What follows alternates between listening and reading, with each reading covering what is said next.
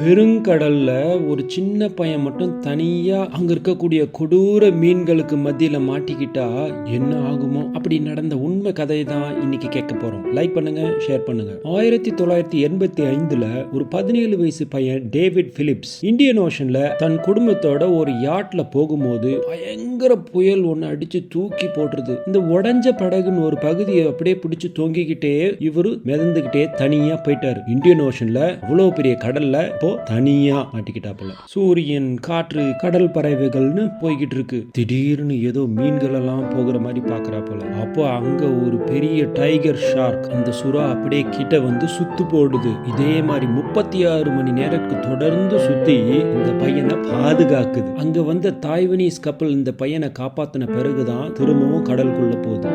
வலிமையானவர்களின் மென்மையான மனதிற்கு சலாம். சுவாரஸ்யமான கதைகளை கேட்க லைக் பண்ணுங்க, சப்ஸ்கிரைப் பண்ணுங்க.